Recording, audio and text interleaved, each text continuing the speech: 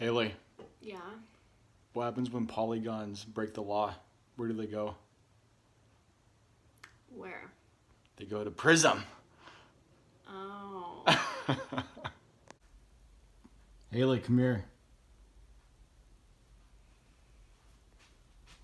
What do you call a rabbit with fleas?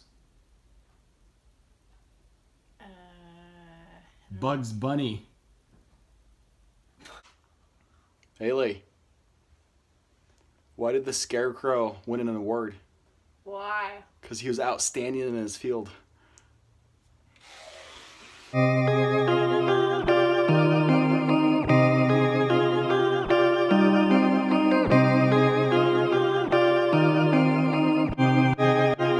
Bobby Yamamoto. All right, so we're starting a new chapter, chapter 12, and it's all about circles. So section 12-1, you guys can find the notes in the Google Classroom. I put the link to access them, so make sure you guys get those, download them, and then start filling them out with me. All right, so section 12-1, we're looking at the lines that intersect circles. So let's go over a few different terms and definitions. Our first one is a chord. So a chord is a segment whose endpoints lie on the circle. So when we look over at our diagram over here, we'll see that our chord is right here because it is a line segment that starts and ends on the circle. Our second one is the secant. The secant is a line that intersects a circle at 2 points. So the difference between the chord and the line is that the chord starts and ends on the circle. The secant is an actual line. It keeps going through the circle. So here is our secant. Notice that it has the two arrowheads. It's a line that keeps going. A tangent is a line in the same plane as a circle that intersects it at exactly 1 point. So down here at the bottom we have our tangent line, and the reason it's tangent is because it touches the circle at exactly 1 point. And the point that it touches the circle is called the point of tangency. And that's our last point down here. The point where the tangent and the circle intersect is called the point of tangency. So that's all the new terms that we're looking at. Hopefully some of these are familiar to you guys. We kind of talked about a few of these before. But notice the way that we name everything. We have points here, here. We have a line, so we can use that lowercase italicized letter. Tangent line. So refer back to the very first chapter of the year where we were looking at how to name segments and lines and whatnot. Let's practice this. Let's identify each line or segment that intersects a line or intersects each circle. So first we have the radius. So when we look at our diagram here, we know that the radius is this guy right here. So to name it, all we're going to say is that since it's a segment, we have segment JK. The chord, well, we'll see that we have a point here, and we have a point here.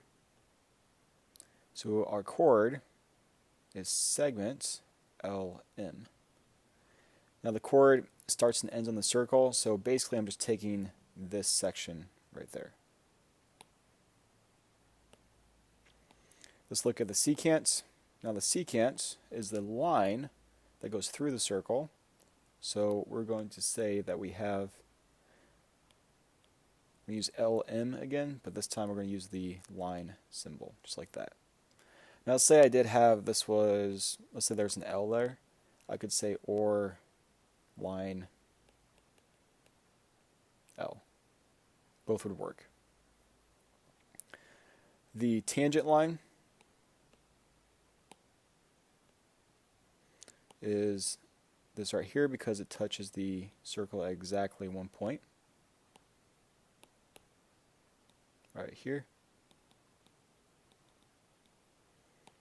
So my tangent line is line MN.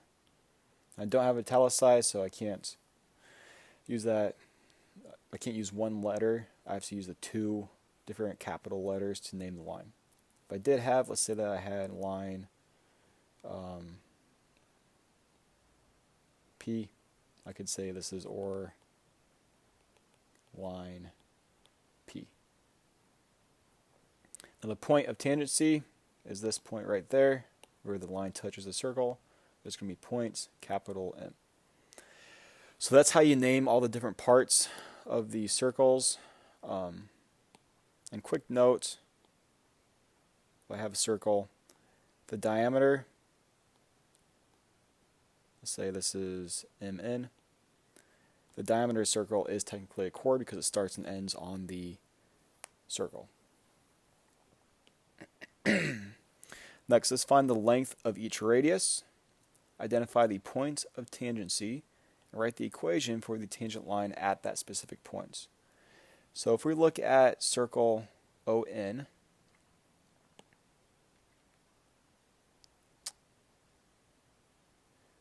so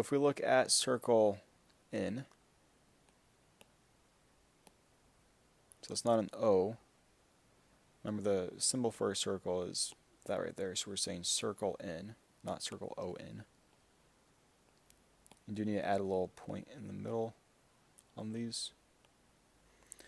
So looking at circle N, the radius, well, all we're going to do is just count. So there's a radius, there's my radius. I can pick any of those, and we're just going to count, so 1, 2, 3. So my radius is just 3 units. The radius of circle P, so this one down here, is just 1 unit.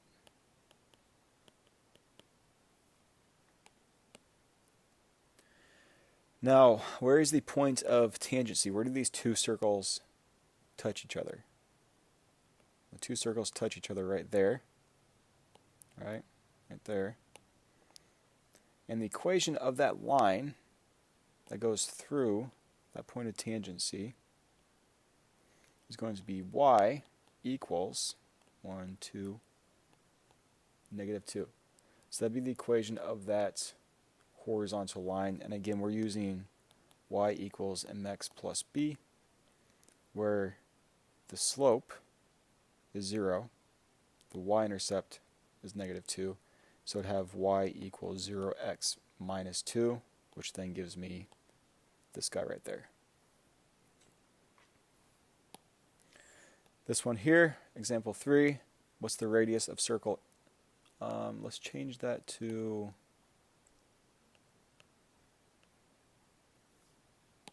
So you need to change that to circle S and circle T to match up with the notes.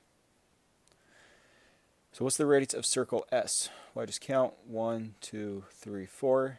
I could go left, right, up, or down. It doesn't matter because the radius is going to be the same no matter where you measure it. So I have 4 units for the radius of circle S, circle T, 1, 2 units. I'm not going to say positive or negative because I don't indicate direction here. It's just how many units from the circle, from the center of the circle to the side. Now, where do these two circles touch? They touch right here at 2, 4, 6, 7. So that's x equals 7 where they touch. And that actually is the equation of our tangent line too. It's a vertical line. So all I have to do is just say, where does it cross the x-axis? And that's my equation for that vertical line. X equals 7. Make sure you guys count correctly when you're looking at examples like this. Sometimes I see people just mess up the counting. All right. Now let's look at pairs of circles. If I have two circles, how can they relate to each other? What kind of name can we give them? Well, if two circles, we're going to say that they are congruent circles if and only if, remember that's our biconditional statement, if and only if they have congruent radii. So remember, congruent is just think same shape. So same shape, and then by definition of congruency, they're also equal. So if they have equal / the same radius, then we'll say that they are congruent circles. So that's what we're checking to say we have congruent circles, if they have the same, if both circles have the same radii. So if those segments are congruent. It works both ways, it's biconditional. So if I start with congruent circles, I know that the radii are congruent. If I have congruent radii, I know that these circles are also congruent. Now, concentric circles are coplanar circles with the same center. So all I care about here is if I take two circles, 1, 2, if I take two circles, do they have the same center on the same plane? So they do. Just think if you have a piece of paper, a flat piece of paper, you draw two circles, the centers have to be the same. So I could that circle and this circle are not concentric.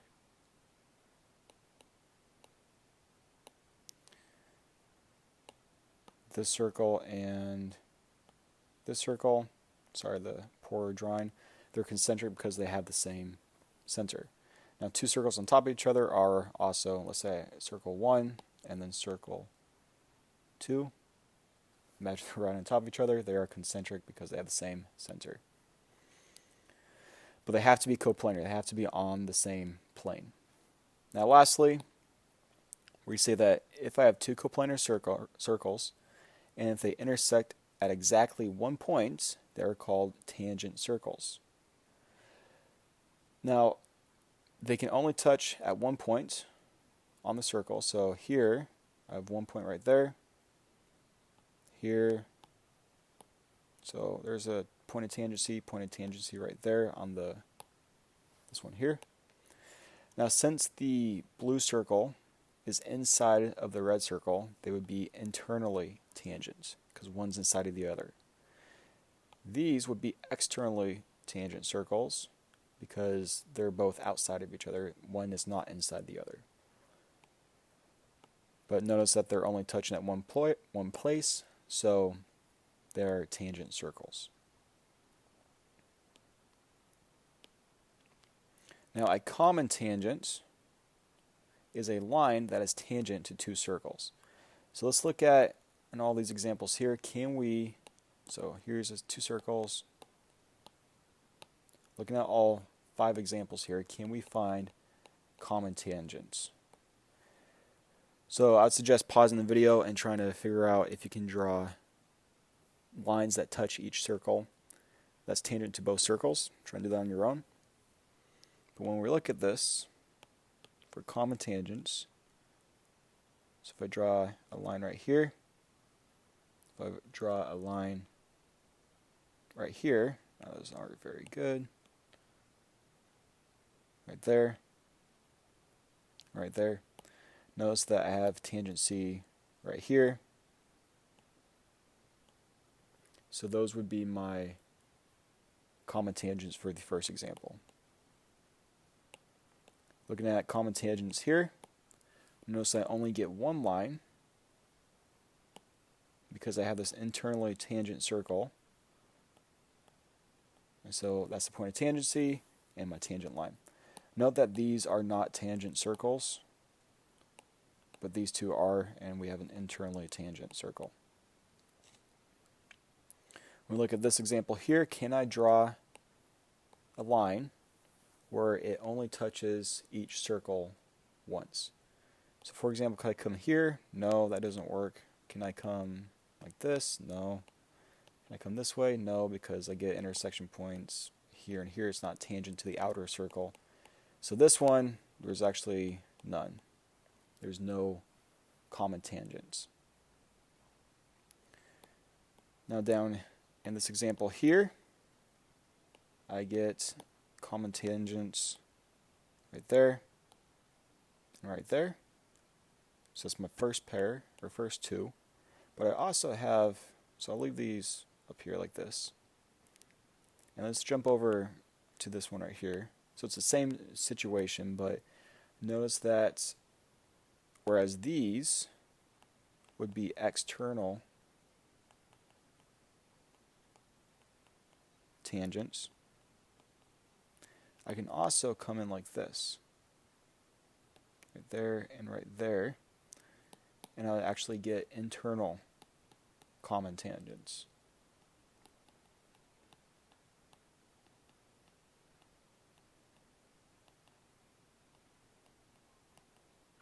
Because they're inside of both circles.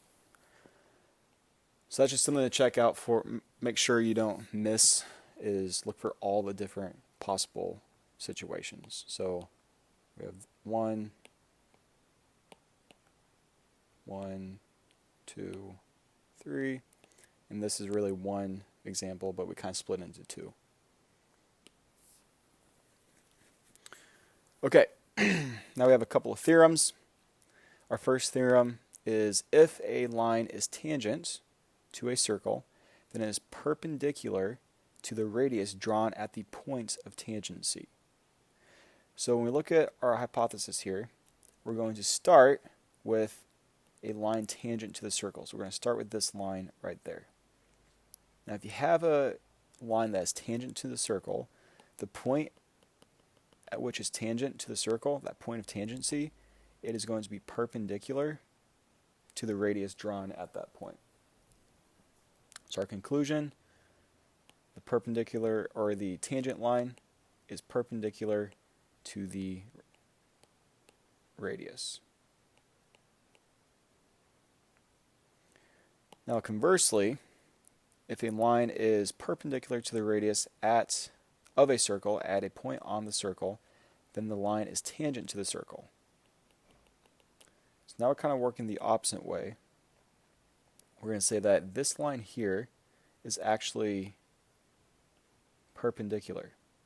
So whereas before I started with a tangent line and deduced that it was perpendicular to the radius, in this example here, I'm starting with a line, I don't know if it's tangent, but I'm starting with a line that is perpendicular to the radius.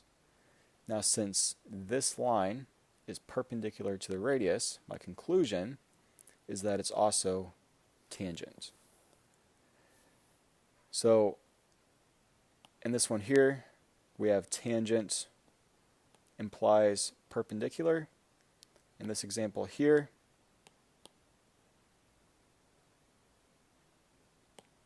so in this example here, we have perpendicular implies tangent.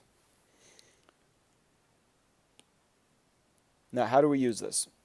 Well, in our first example, determine whether BC or QR, that should be a Q,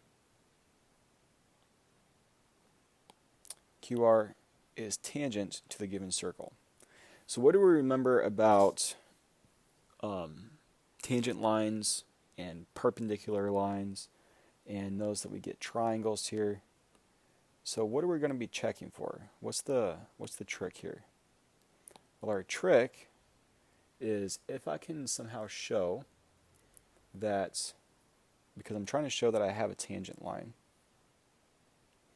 So looking back at our theorems here,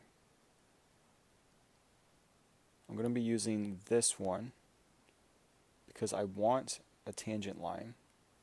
So if I can somehow show that I have a perpendicular radius in line here, if I can show perpendicular, then I have tangent. So to do this, what we're actually going to do is use the Pythagorean theorem, because if I use the Pythagorean theorem,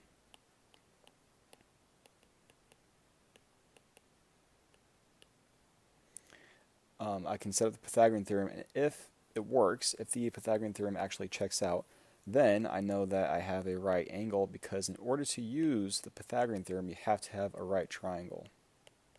So you need a right triangle to use the Pythagorean theorem for it to actually work and get everything equal. So that's what we're going to do. We're going to check these numbers to see if I have a right angle using the Pythagorean theorem. So remember the Pythagorean theorem, a squared plus b squared equals c squared. So a, b, the hypotenuse, the longest side right there, is always going to be c. So I have 6 squared plus 6 root 3 squared. Now this is the checking, is it equal to 12 squared? If this side, if the left-hand side is equal to the right-hand side, then we have a right triangle, therefore we have a right angle, therefore it's perpendicular, therefore we have tangents. So to check this, I get 36 plus 36 times 3, because if I square root 3, I get 3, equals 144. Well, that gives me 36 plus 108 equals 144, which gives me 144 equals 144. So yes, this checks out. They are equal. So therefore, my conclusion, my answer is that BC, in this case it's segment BC is tangent to the radius, which is segment AB. So I could say yes, it is tangent. So I'm just using the Pythagorean theorem to make sure that they actually work. Now let's do it for our next example. I have a, b, hypotenuse, c, so 6 squared plus 8 squared equals 9 squared, so 36 plus 48 equals 81, and that gives me 100, which is not equal to 81, so this is not tangent because the Pythagorean theorem doesn't work. They're not equal.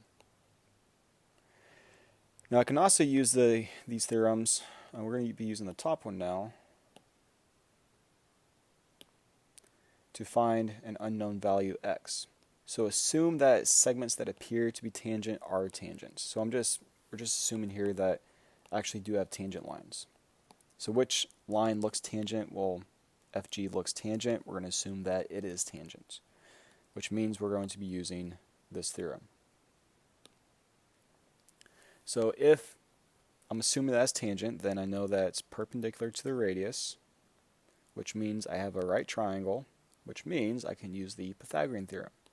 So x squared plus 9 squared equals 15 squared. Again, the hypotenuse, this guy right here, it's always going to be opposite the right angle.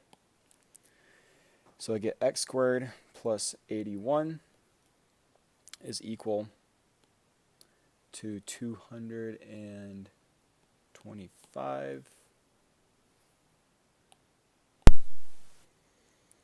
So then using basic algebra, I get 225 minus 81 gives me 144. So x, come up here. So x is equal to, when I take the square root of both sides, x equals 12. So that's how you use these two theorems to solve. You can either find an unknown value or you can test to see if you have a tangent line. All right, one more theorem. This is the hat theorem. The reason we say it's a hat theorem is that if you take this diagram, kind of flip it up, it looks like a hat.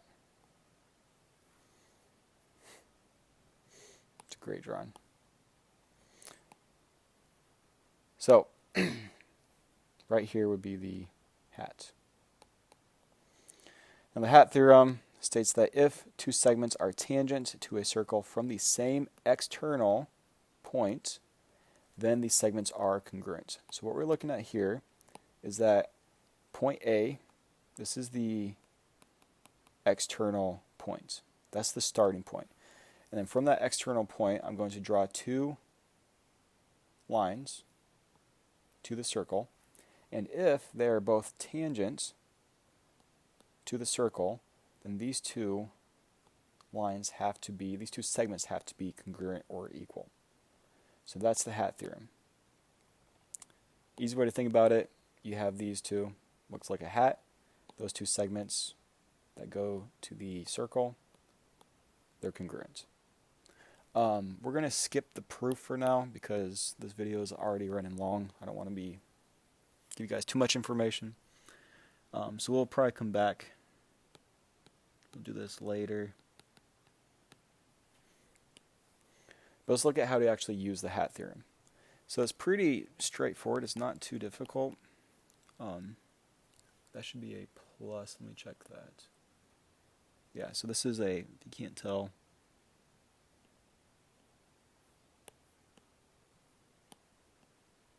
so we have x plus 3 here. So the idea here is that here's the external point, point C. We have tangent line, tangent line. We're assuming the segments in each figure are tangent to the circle, so we're going to assume that they are tangent. Now, since they're tangent to the circle, they are congruent, and if they're congruent, I can set them equal. 2x is equal to x plus 3, and then I just solve. X equals 3. And that's it. I could plug it back in and solve for each side, so I get 6 for each side, but it just says find the unknown. So really basic. Now, let's look at a slightly more complicated example here. Notice that we have a triangle with a circle inside of the triangle. So what we're going to do in this example is break up this triangle into different sections. So there's my first pair. Here's my second. And hopefully you guys see where this is going. And then lastly, right here. So notice that I'm going to be using the hat theorem just 1 time, 2 time. Actually, I could erase this. Yeah, that's better. So here's my first, second time, and then third time. So we're just using the hat theorem 3 different times. So let's solve for each of these. Remember, all these segments are congruent, not to each other, but to the colors that match up. Let's start with our first one, 24 minus 2z, and I suggest pausing the video, trying to do this on your own before I do it for you. So that's my first example, and when I solve, I get 3z, so I add this to the side, move the 4 to the other side, equals 20, and then z is equal to 20 divided by 3, which z is equal to, come down here, z is equal to 6 2/3.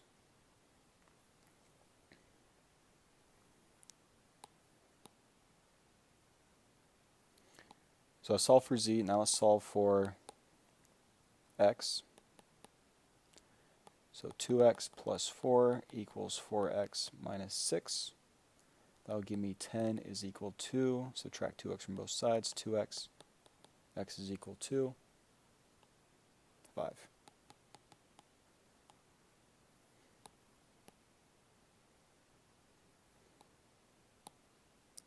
And then lastly, let's look at y. So for y, I have 5y plus 2 is equal to 6y minus 5. I'm going to subtract 5y, subtract 5y. That'll give me y is equal to, take the negative 5, add it to both sides, 7. So y is equal to 7. So that's how I solve for each unknown. But let's go one step further. And what if I ask for what's the perimeter of this? how would I find the perimeter of triangle, say A, B, C? What would that equal?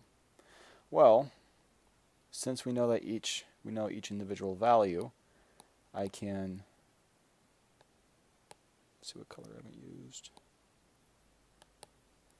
I can solve for each segment, each of these segments, multiply by 2, and then add them all up.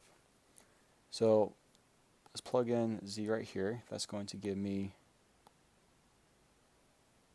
10 2/3. And then let's go for this segment right here. That is going to give me, I plug in y. That gives me 42 minus 5, which is 37. And then let's plug it in for this segment right here. I'm going to plug x in up here. That's going to give me 20 minus 6, which is 14. Now notice that I just solved for this segment, and this segment.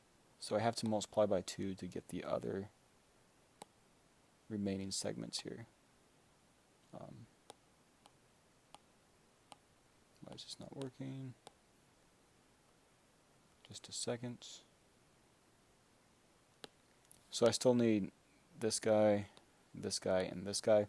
So all I have to do is just to find the perimeter, 2 times 10 2/3 plus 2 times 37, because I'm adding up all of the different sides, plus 2 times 14. When I add those all together, that will give me, let me look at, that's 21 1/3 plus 74 plus 28. I get the perimeter of 123 1/3. So that's the perimeter of this shape here. Using the hat theorem 3 times. So 1, 2, 3, and then plugging it back into each individual segment, multiplying by 2, and doing that for each. Alright, so that's the end of the lecture. Sorry it's a little bit longer. A lot of basic concepts, but just a lot of concepts. Make sure you guys watch again if you need to. We'll be having a quiz on this next week.